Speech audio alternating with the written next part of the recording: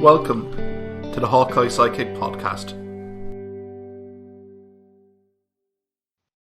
And you're very welcome back to the Hawkeye Sidekick podcast with your host Mark Kennedy, joined again this week by Danny O'Brien and Simon Stokes as we run the rule over the divisional championship games and look ahead to the Super Bowl. Guys, how are things? Good Mark. Great. I suppose, where do we start, guys? Do we start in Baltimore? I suppose, Danny, question to you. Kansas City Chiefs, did experience win out here? Kind of, yeah. I think we even when we were previewing it, we were going like it's Mahomes could be the key factor in determining who's going to win. But boy, did Baltimore have a bad game plan when it came from the offense. If anything, like, the offensive coordinator should be fired. It seems just good. It seems from the game that we're going to prove that Lamar can pass us to an AFC championship game, and you're going, why they changed their game plan up so much is a mystery. They had one of the best running games in the league against one of the less, in terms of running defense, one of the sides who weren't very good at it, and they didn't use it. It was just, it boggled the mind as to why they decided to take their approach they did. And but that loss is going to sting Baltimore for a very long time, because between all the home advantage, being the top seeds, that's not going to come around very quickly. And even the news, their defensive coordinator is now head coach in Seattle. Yeah, that's going to sting. Like I compare it to kind of Leinster La Rochelle, that the loss in Dublin, that stung Leinster for a long time. It's going to sting Baltimore as well, because they had it there for the taking, and they tore up the script from what's worked for them all season. And it was just a mess from their side of it, and they're going to be very miserable for a lot of the off season. Yeah, like Simon in the preview, you were pains to say how Baltimore Ravens are going to win this football game, and that was run the football down the throat of the Kansas City Chiefs. They did the complete opposite. They did the exact opposite, and actually Kansas City kind of established the run game early here. Was it 83 yards? I think Baltimore had on the ground. It was brutal. God. And like the previous week, they had gone for over 200 on the ground. And they abandoned ship. Like, they literally abandoned ship after the first couple of drives. I actually think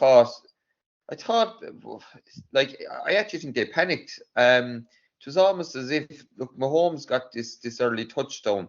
I think the worst possible thing that could happen Baltimore happened, in that, let's say, Lamar got to hold on to the ball for a couple of seconds extra. He got this massive long touchdown to Trey Flowers. And all of a sudden, they were saying to themselves for the rest of the game, do we really need to run? Is Lamar going to become this unbelievable pocket pass? And like, it was proven again and again and again. Like, I actually think Lamar didn't have the worst possible game, but he just made brutal decisions at the wrong times, you know. I think Baltimore will rule it. Like, their defense, particularly outside of the first quarter, was absolutely outstanding. Like, their defense was a game-winning defense. Just didn't get the job done in offense, and unfortunately, they have a $50 million quarterback who probably shouldn't be getting that kind of money. And all of a sudden, now you have an awful lot of holes in their offense next year, because I've said there's good few players that were there for a paycheck this year that they're not going to get it next year. Like, if you take Lamar Jackson out of the running game here, 27 yards net for Baltimore Ravens, that's not winning a championship game anytime soon, is it? But Danny, just looking at the Kansas City Chiefs, they get the job done. I think there's been parallels here to most recent dynasty, New England Patriots. Yep. Again, legacies are being cemented here, particularly with Mahomes just literally guiding the ship. And what can you say about Mr. Kelsey as well? Tight end, 11 receptions, 116 yards, 1 touchdown. The big players are coming to the party, Kansas City, right at the right time of the year. No, they really are. Like, we didn't have to wait long until after the Patriots dynasty for the next one to come along. And the similarities between, like, the quarterback tight end combination there, and the fact that like Kelsey's, after passing, he's now the top in terms of just post or playoffs in terms of tight ends as well. Like, he made 1 or 2 absolutely spectacular catches. And what I thought was really interesting as well is the Chiefs, they showed their street smarts in terms of their general play, but also in how they pissed off the Ravens before the game, knocking over Tucker's gear and stuff, and small little things. They seem to get under the Ravens' skin in a way no one has this season. The Ravens are used to just bossing teams. and some of the as a result, some of the penalties the Ravens gave up. Like it was in Bolden, or it was one of the penalty they gave away for the 15-yard penalty in the fourth quarter. That made even the way the contact he made no sense. Like even Zay Flowers, the taunting penalty as well. Like that proved to be crucial as well in terms of just it was, you could see Kansas City were taunting, but my God, Flowers just seemed to go out of his way to get penalized for it as well. I mean, granted, the moment of the game as well was on there's the Snead steal, the fumble, or the forced fumble as for Flowers as well. Like he's had an absolutely unbelievable rookie season. He had some serious lessons though in this game as well, because one or two things he did probably they ended up costing them the game. But from the Chiefs standpoint, Mahomes, one sack, and even that sack, you're looking at, initially it looked like he was after twisting his knee or something, but that was just the way he got out of it. Like you're looking at it and going, Mahomes it's him and there's no one even close. I mean, at least with Brady, he had the Manning rivalry and Manning will get some wins over him, but with Mahomes, there isn't anybody in his ballpark at the moment. They were kind of hoping the Ravens would win, so there'd be a rivalry there. There isn't. There won't be. There's kind of a rivalry with Allen, not really much. Like Burrow maybe if he stays fit, but across the league, Mahomes he's streets ahead of everybody else. And if I was CJ Stroud, I would have watched that game with a lot of interest because it showed him where you need to be in terms of the Texans were schooled by the Ravens on the defensive standpoint, but Stroud, he needs to see that. I'm if I want to get the Texans to that level, I need to be looking to the way Mahomes played the game because, from that side, he did just about enough. And you have to hand it to the Chiefs as well now. That's 4 and 6 years, and now they've gotten there this time in a completely different approach to the way they have before. It hasn't been completely offensive power. I expect he deserves a pay raise just for the way that his defense, what they were able to do to a Ravens team that had been schooling everybody before that. Yeah, Simon, get you in there. I mean, Patrick Mahomes, just the composure. I mean, I saw a video clip of him in the huddle. Composure. And I know the Ravens blitz package was literally raining on him, but just the calmness to kind of execute Simon at such a level, particularly down the stretch. I mean, do you know, Mark, I've since the few episodes we've been doing, I've been ruling out Kansas all year, and half the reason I've been ruling out Kansas, Mahomes is my fantasy quarterback, and you know he didn't have a great year in the fantasy world this year, and they were efficient. They got their 17 points in the first half, didn't score in the second half, but just about kept it going.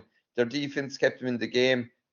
Lamar kept in the game as well, making awful mistakes in the second half. I was looking it up in the second half. Kansas, their full yardage they got in the whole of the second half offensively was 73 yards.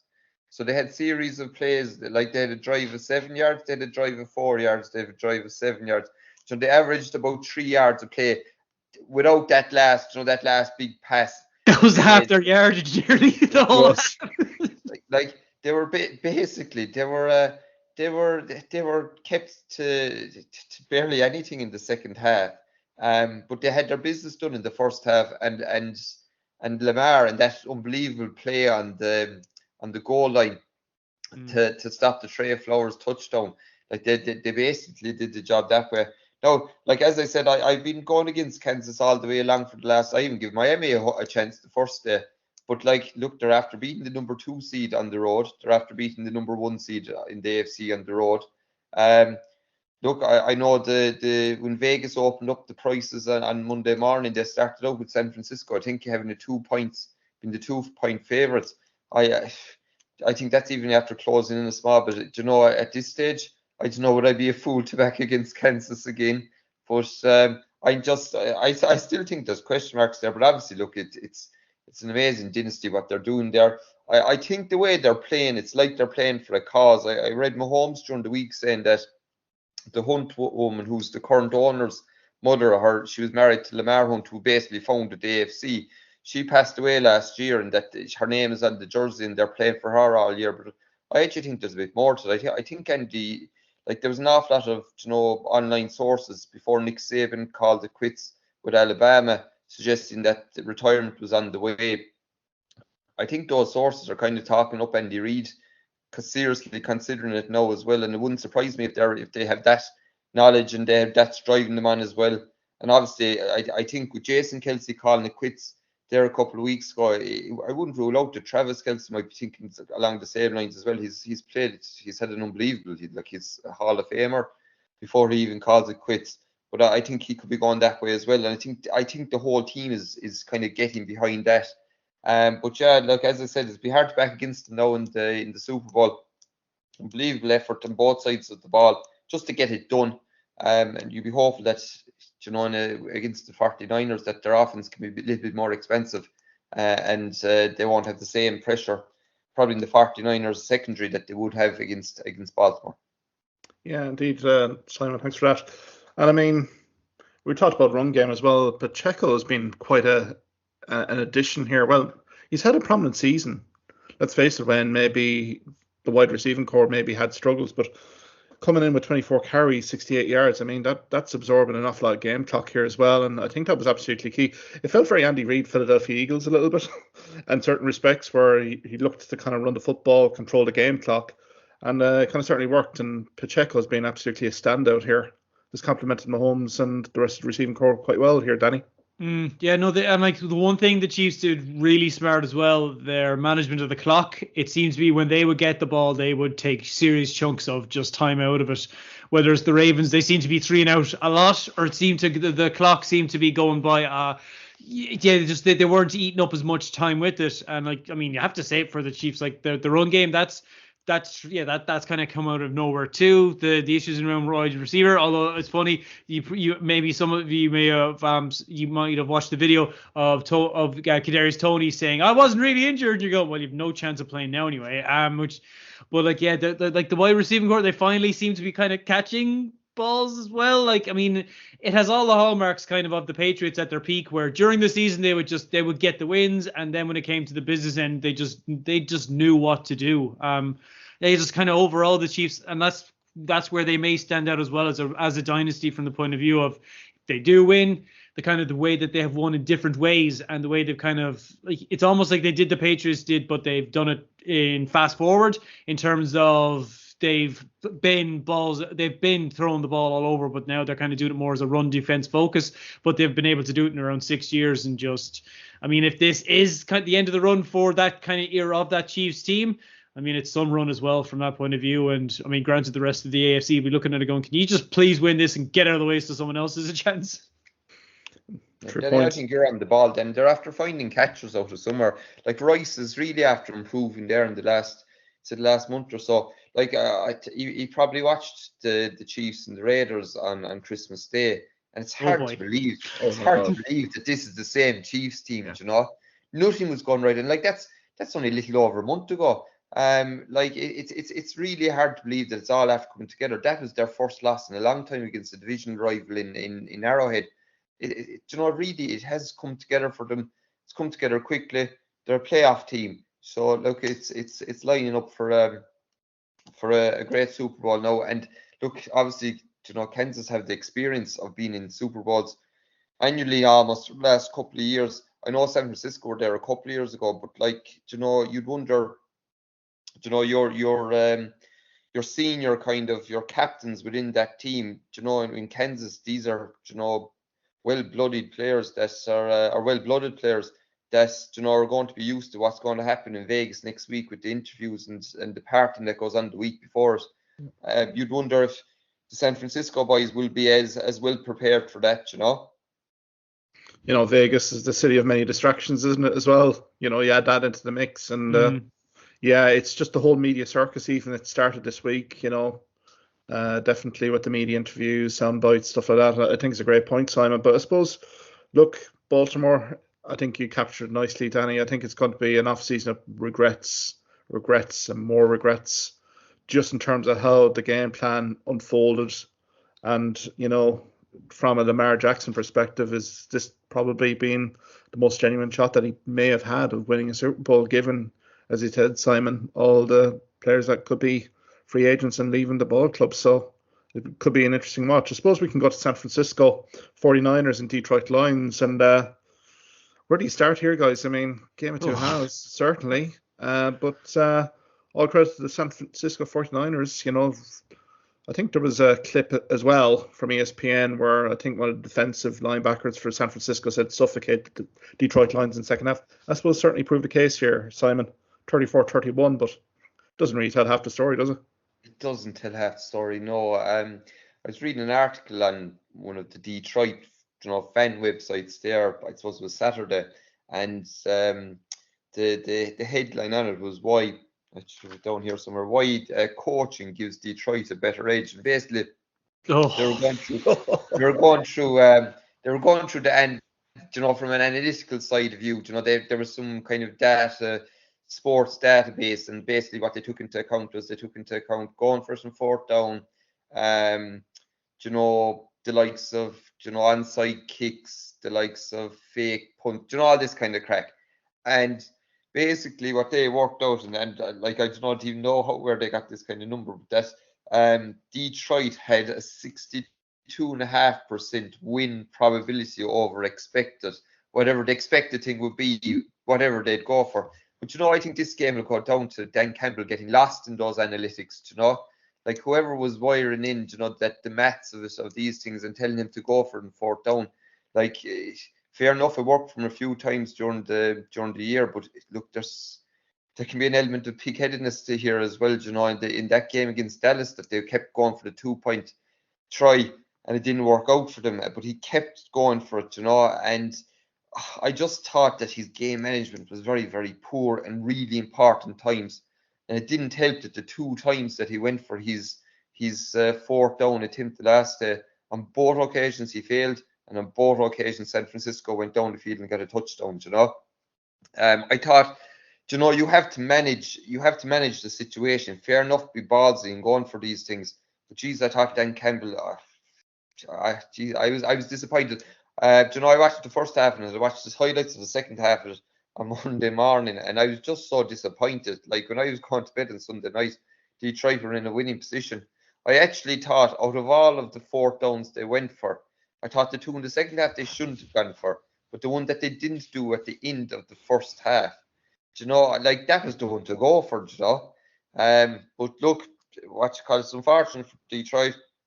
I suppose they have pieces there going forward that there can be hope, but like you're playing in a division that like it looks like Minnesota are going to keep on to Cousins, and Minnesota don't have a bad setup. Like Cousins stayed up this year, they probably would have been a playoff team. You're looking at Chicago, who have half the picks in the draft again next year, and God only knows what they're going to turn out like. And obviously, you have Green Bay that are on the back of this Jordan Love, breakout year, and all these wideouts and catch passers up the field. So there's no guarantee it's going to work out Detroit's way again. But look, very, very disappointing for Detroit. A lot of credit given to San Francisco. And look, as I said, look, they're worthy of their place in the Super Bowl, and we'll see how it goes. Yeah, Danny, get yourself in here. 49ers, I suppose, was a Jekyll and Hyde performance, but that second half performance certainly, they'll need to replicate that for a full 60 minutes against Kansas City Chiefs. But I thought Purdy, particularly, given a very sticky opening half, did come in good at the end. Yeah, no, he really grew into the game, and even like the amount that he had on the floor, on the ground running, he had more than Jackson. Yeah, I think he did. But that's kind of it. He really did grow into this game. But like this is, if they're gonna put in a definition of a momentum game, this will be it. And like the Lions, they're going to be like they're not going to be far off of Baltimore in terms of how sick they're going to be from it, because that first half, like you mentioned, as like at halftime, like they were running all over the 49ers. They were making up huge yardage just by running the ball, and they seemed to change things a little bit in the second half as well and kind of go away from that game. Why? There's going to be a lot of regret there, I think, from the Lions. Like, I mean, the 49ers, they did stay in it, but also at the same time, like the kind of the score, the moment that really got them back into the game was nearly alongside the immaculate reception in terms of just how fluky it was. And like it was that moment in particular, things really did change from there. And yeah, Campbell's the fourth downs that he decided to go on, they were absolutely perplexing, especially in the fourth quarter. going for fourth down when they were only about 3 points behind. You go kick it for the love of, like, it ended up that was probably the second most crucial moment of the game too. So yeah, the Niners kept in it, but like, this is the second game in a row where they've been very lucky. And even just kind of what Simon highlighted there, yeah, with the lines for next season. Definitely at the division, like, your Cousins is going into talks. There's nothing, like, somebody was mentioning Cousins to the Steelers, and you're going, yeah, right. Like, you really wouldn't know at them. I think, yeah, the Packers look to be retooled. Like, they will, like, the Lions are going to struggle a lot more in the division. With regards to the Bears, you go to look at the Bears for the last couple of years, and I don't think it matters what they do with the draft picks. They're always going to just tank or struggle because, let's face it, they're not a quarterback city. They're not a quarterback team. Like, if they were to really, like, they'd need to run defense, do what they did in the 80s. But yeah, I think the Lions are good. They, like, even it's like Campbell said after, like, we may not get back, and like, yeah, you probably won't. And like, that was, it's just going to scream. It was such an opportunity for them to, like, get there. And you look at, say, Jacksonville a couple of years ago, and it looked like, oh, they'll be back, and look what happened to them. Like, I don't see it happening to the Lions, but it was a collapse in the second half for them. Like, if they had played that second half smart instead of taking all the risks, we'd have a much better storyline in terms of the Lions Chiefs, because it's kind of the Lions 49ers, the matchup nobody wanted. Yeah, no, Dan Campbell looked a broken man in that press conference afterwards. I think he realized himself that there was some kind of dodgy kind of fourth down calls, as you said here, guys. But I mean, the momentum change. He said the Ayuk reception, but then the fumble immediately afterwards here to give McCaffrey the ability then to drive. I thought the 49ers, to be fair to them, I mean, they've ridden their luck, but they have provided the key kind of key scores down the stretch. I mean, McCaffrey as well has had a superb season, and he was the first one to really pick out Purdy here in terms of his cameo performance here, Simon. I mean, the ball club, and I mean, the 49ers fans, they'll have him in folklore for this 34-31 win. I mean, there's something about this Purdy, just in terms of his composure. Nothing seems to faze him, given what's happened in the last two playoff games, particularly early doors. No, I'd agree with you. Like, there's an awful lot of outside noise, particularly after the game against Green Bay. There was a lot of outside noise, giving him a lot of criticism with how he played. To be honest, I thought San Francisco looked a bit shell-shocked in the first quarter, the way that Detroit came out and got their early scores. But like, I think it says a lot about Purdy that the very minute that the game was over, he was straight over to Kyle Shannon and they embraced. And I think there's a very, very strong relationship there. I think any quarterback in a Kyle Shanahan scheme is going to succeed.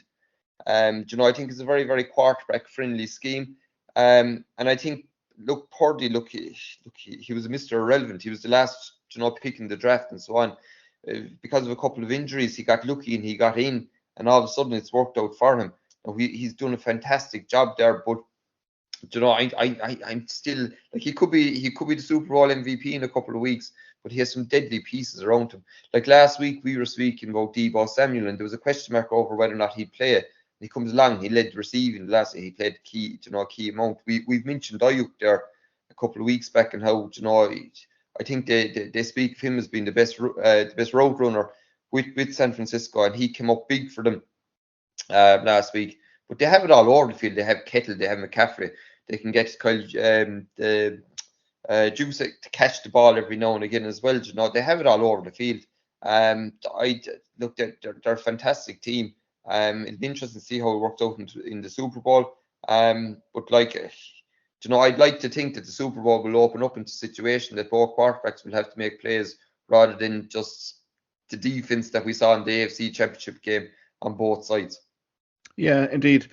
The one standout for me was the run game of both teams. I mean, Detroit, really did kind of run the ball, immensely well. Like, I mean, 155 yards for the 49ers, 182 yards for Detroit Lions, Danny. And I mean, look, from a 49ers perspective, I think they'll be able to pick holes in this Baltimore Ravens performance.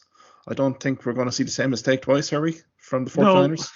No, if you're Shannon looking at that, if he was reviewing the Ravens game, he'd be like, run the ball in big, large capitals, because and they have that time, like McCaffrey's he's completely justified the trade. He's been like, again, he's in MVP conversation for it. Like they're not going to be that dumb that they're not going to do that. And even like the fact that the Super Bowl, that it is in a dome, that or like it will be under a roof as well. I think there's no roof, or is there's no dome there? But so again, that is going to be like indoors as well. So like, I mean, Purdy's going to have to do some throws as well because like he's going up against Mahomes. But yeah, I mean the Niners, they're not going to they're not going to be like, oh, we're going to show you we can do this differently. They're not going to be that stupid because again, like you said, it's like the Ravens really were their own worst enemy as well. And like they should be in the Super Bowl in all intents and purposes. But yeah, the Niners aren't going to make that same mistake, and they are really going to truck it up as well because, like I said, the Kansas City Chiefs, their run defense, it's not the best. And like even just the variety they have, it's going to be a huge challenge, I think, for the Chiefs defense because the problem the Ravens even had, like they became very predictable when the Chiefs knew they're not running it, so we know what they're going to do. And yeah, the Niners are not going to make that mistake. I mean, they're stacked everywhere. This team, like I mentioned a couple of weeks ago, the trades they made, bringing in those edge rushers, they're built for the here and now. Like this is Super Bowl or bust for them. Like they really need to get that trophy, and kind of for them by 49ers standards, they have made it to the big dance, but it's been pretty barren for them as well in terms of making that final jump or making that final hurdle because they've either just had bad luck or they've had injuries. But yeah, I mean, they're not going to be as dumb as the Ravens from that point of view. They are going to run the ball because they know that there is significant advantage there. And again, they won't have to worry about weather conditions, so it's going to be perfect for that side of things too.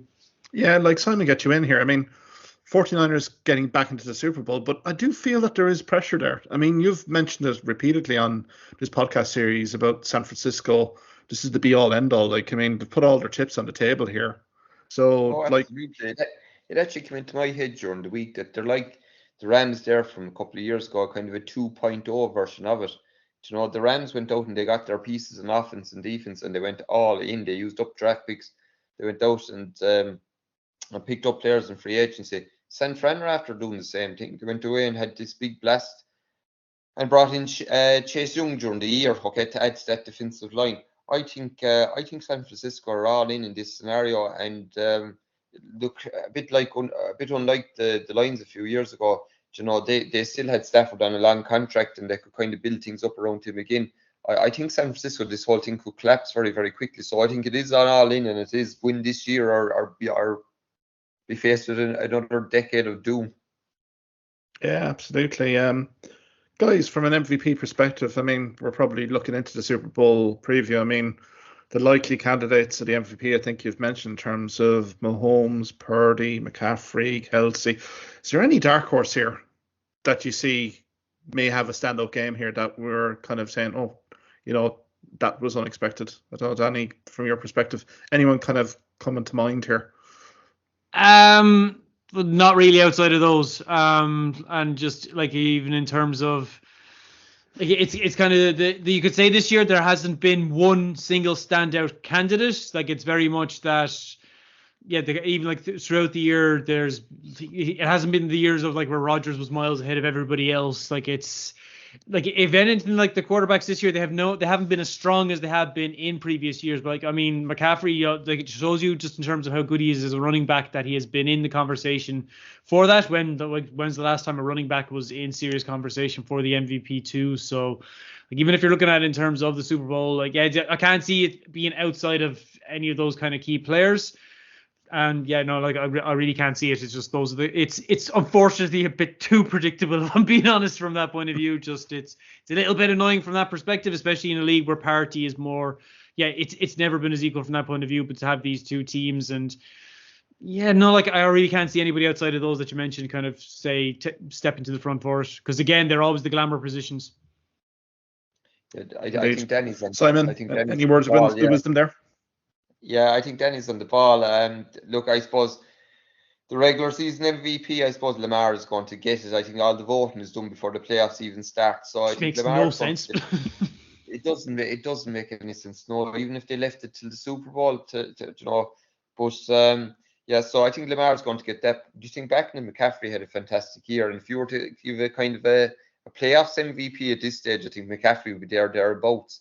When it comes to the Super Bowl, I'm afraid, like, unless you have an unbelievable performance from, say, a defensive player, a la the year that Tampa Bay won it, or something like Cooper Cup's year, the year that LA won it, it's generally a quarterback's award, you know. So I suppose you're kind of looking at either Mahomes or Purdy. Like, even a few years ago, Mahomes got the Super Bowl MVP, and you remember there was a running back with Kansas at the time, Damon Williams, and like, he should have gotten the Super Bowl MVP. He ran for a touchdown, he caught a touchdown, he had average, was it 6 or 7 or 8 yards per carry. He was the Super Bowl MVP. Robbed. Mahomes was average. He was absolutely robbed. So like, they just, it's a general, you know, it's a quarterback's award, really, you know. Yeah, indeed. Guys, before we go, there's been an awful lot of hiring since we last spoke. I mean, we can maybe put the segment as boom or bust. Maybe I call out a name here, and who do you think? Is it a boomer or a bust? I suppose Washington Commanders Bust. Dan Quinn replacing Ron Rivera. I mean, yeah, what are we thinking here, Danny? Like, a lot of the even like since it's been announced, a lot of people are talking about how the hell is Mike Vrabel. Like, it's looking now like that Pete Carroll, Bill Belichick, and Mike Vrabel will not be in head coaching positions come the new season. I don't know how in the name of God Quinn got the position. You look at, like, okay, over this course of the season, the Cowboys did seem to have a pretty solid, but like, when it really came down to it, their defense, like, it was non-existent against the Packers. They could just, it was free. They were at their will in terms of what they were able to do in terms of the offensive side of things there. I really have absolutely, like, and I think, wasn't it the Lions, was it the offensive coordinator for the Lions? I think apparently there was a chance he could have gone for the Washington position. He went, no way. Yeah, I think it's a poison chalice from that point of view. I mean, they do have a ton. They have the most space in salary cap in terms of what they can spend, but like, the Bears had that last year, and they got a couple of decent players in, but yeah, I think Washington, they're still purging the kind of the Schneider era, and they're still kind of getting it through there. Like, they've scorched earth, and it's going to take them a while to get back to where they are now. They're not as bad as the Panthers, but I have no idea how the hell he got the position. Simon, this is a ballsy move off the new general manager from Adam Peters as well. I mean, look at his record at Atlanta Falcons particularly. I mean, 0-5 start to the 2020 season. I mean, granted, he's had a rebuild in terms of assistant coach duties, but Simon, this is a massive job. Sorry, Mark, I missed you there. Who did you mention? Mentioning Mr. Dan Quinn, just in terms of massive job. Dan Quinn is it's a brutal call. Like, unless they're got, like, if you ask me, there the quarterback there isn't too bad, and I thought they'd get some, you know, offensive guru, and, you know, they have a good wide receivers room in Washington, and that's what I was hopeful that they might do. And Dan Quinn, to me, is a lost docket. I think Danny's on the ball. I think they looked for Ben Johnson from Detroit. Apparently, Ben Johnson wanted $15 million a year, and they wouldn't give it to him. Or they were shocked with the cash that they wanted. So Dan Quinn gets the gig there. Look, once they don't have to play Green Bay a couple of times a year, sure, you know, you never know. They might be lucky, but I just thought it was just a brutally bad call, and like, for a franchise that has seen a lot of change over the last couple of years, I was hopeful of some kind of a fresh move going into the future. But I'd say, yeah, I wouldn't be counting in turning it around too quickly. Yeah, Danny, Mike McDonald going to Seattle Seahawks. I mean, Seahawks have changed from the eldest head coach now to the youngest. I suppose boom or bust. Like, it's interesting. I'm not too sure in terms of boom or bust, because like, the challenge he does have is, like, he's going in to replace, by Seahawks standards, the irreplaceable. But you see what he, like, generally what he did at the Ravens, and that was pretty solid as well. And like, even I saw a lot of the Baltimore fans, they were using the Wire gif, the one where he's going shit, because they did not want to see him go. Like, could they bring up kind of like a bit of a Legion of Boom again, or kind of go down that road? I mean, the fans would love it from that perspective. But the challenge he has, he's going in replacing, similar to with the Patriots, he's going in replacing the irreplaceable in terms of the success that Carroll had with the Seahawks. So this one, I'm not too sure of boom or bust yet. I kind of get somewhere in the middle because his track record, it's pretty solid. But like I said, it's also he's getting the big job now. So how he kind of takes to that, we'll have to wait and see. Yeah, Simon, like Mike McDonald, he's going to need the support of the general manager here. This is probably a multi-year project here. I suppose your thoughts?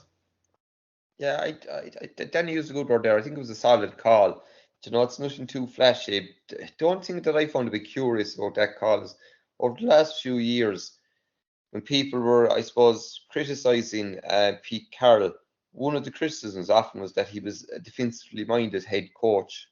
And, if you have a defensively minded head coach and if you want to change that system, I don't know what's the logic in bringing in, obviously a defensive coordinator, a very good defensive coordinator at that. So I don't know if they're going to be kind of more of the same with Seattle. But look, Seattle, I think there's question marks over their quarterback position. I know they paid Geno last year, but they didn't pay him for that long of a contract. So there's going to be question marks over the quarterback position very, very soon there. Again, I don't know, I know there's only so many of these college offensive guys that you can bring along, but I wonder if they could have kind of maybe viewed their franchise going into the future a little bit differently and brought in someone offensive rather than an exceptionally good DC, but at the same time still a defensive coordinator. Yeah, good point, Simon. Raheem Morris, I mean, the Atlanta Falcons really have been the lure of kind of the off-season, particularly for the teams that have been eliminated. There was a bit of flirting going on with Bill Belichick multiple times, didn't transpire. Raheem Morris, Simon, taking over as head coach here now. Obviously, he has history with the team, but I mean, this is a franchise that definitely needs a bit of a kick up the rear end here. Yeah, interesting guy. I as far as I know, he almost came in, in through the back doors wherever he got his start. I don't think he started the Jets, or he got to start one of those franchises anyway, and basically kind of almost came in, almost being an equipment manager, and has worked his way up. I think being honest with you, I think Belichick was offered that job, and he wasn't either paid what he expected, or I think Belichick wanted full autonomy over whatever gig he was going to go into. And if he wasn't going to get that, if there was going to be too many voices from the outside, I don't think he was going to be happy. And look, if you ask me, Morris is kind of it's a reasonable, fallback. As you said, he does have history with the team. They know what they're leaving into their building. Again, though, I can't see how that's going to improve the franchise, that much going forward. Yeah, indeed. And Danny, last but not least, Jim Harbaugh being lured away from Michigan to the LA Chargers. What's your reaction to that? Well, I mean, it has all the potential for boom. If we're looking at you look at his track record with the 49ers, he had them at the level they're at. He went to Michigan, he got them under dubious circumstances to the level that they got, of being national champions. It's all set up kind of for the Chargers. I mean, if he can, I think the best way to describe disappointment is if he can't do it with them, no one can. And the Chargers curse really is an actual. It's bad as Mayo's. It is all set up kind of. You look at the players they have in terms of quarterback, but also the players around it. They are built for the here and now, and also given the market that they're in, they did kind of need that kind of celebrity hire as well, just to be relevant in the market in LA also, because the appointment, it does make sense from that point of view too. So I mean, it does make the AFC West at least some way bloody interesting as well, because similar to the Patriots with their division, where it was basically the other three shooting themselves in the foot for 2 decades, at least with the AFC West now, if he does get the Chargers into some sort of order, they will do something at least, because, I mean, a friend, he put up a photo of the Broncos, and they had Russell Wilson, Denver Broncos quarterback jumper jerseys, 90% off. So I think that's a pretty good sign where that's going. But if it makes for a more interesting AFC West, then great. And yeah, I think the Chargers, they needed they needed something to kind of spark life for the team, for the pure and simple reason the market that they're in, they're kind of seen as the poor relation in terms of what they've done since they have moved there, and all they're known for now is just spectacular failures. Yeah, it's been an uneasy relationship with LA and the Chargers. I know since moving to San Diego, I mean, it's been lukewarm to say the least. I mean, the Rams have been the kind of the storied franchise there, so yeah, Jim Harbaugh is definitely going to have some media buddies on his side there anyway. So all to be revealed. Guys, before we go, quick prediction, Super Bowl in Las Vegas. Who wins, Danny? I mean, you see what the Chiefs have done, you really can't look past them. I mean, the 49ers would need to play a full game. They need to play a full 60, but the Chiefs, the experience they have, yeah, I mean, listen, it's the same as kind of Brady in the Super Bowl. I can't really look past Mahomes. Yeah, Simon, are you going against Kansas for the third week in a row? Or? Yeah, I will for the crack. Grant. No, look, I'll put it this way. Look, I think San Francisco should have lost against Green Bay. I think San Francisco, they like only from Detroit shooting themselves in the foot. I think they should have probably lost against Detroit. But I'm going to go for them in the Super Bowl. As I said, I've been going against Kansas all year. And I think the fairy tale ends now, and I think San Francisco are going to win us in Vegas. I would just sneaky feeling San Francisco 49ers will pull a better performance out of the bag in the Super Bowl. Whether that's good enough or not for 60 minutes remains to be seen. Yeah, look, you can't really reign in champions. You have to kind of go with them. But I don't know, San Francisco, there's something about them this year, you know. Yeah, but I'm just thinking this week it would have been so much more fun if it was the Lions Chiefs Super Bowl, just to be so much more to talk about rather than, like you said, it's too soon since they've played each other and it's blah. Outside of the fan bases, there's not too much interest yet. Yeah, I think plenty of people in National Football League actually know now the Tokyo Las Vegas flight as well, particularly a certain artist as well as having a concert the night before the Super Bowl, so watch this space. Hopefully there's no typhoon in Tokyo. That'd be a disaster for Taylor. But yeah, we'll leave it there, guys. Many thanks for your time, Simon and Danny. I suppose we'll kind of review the Super Bowl next week, see what the winners, the losers, you know, the marquee kind of moments of the game, and we'll take from there. Guys, have a great weekend, and we'll chat next week. Yep. Thank you for listening to this podcast episode. If you liked what you heard in this podcast, why not subscribe to the Hawkeye Psychic podcast on either Amazon, Spotify, YouTube or Twitter platforms. You can also follow me at Hawkeye Psychic on Facebook and Twitter for the latest sporting opinions, articles and reports.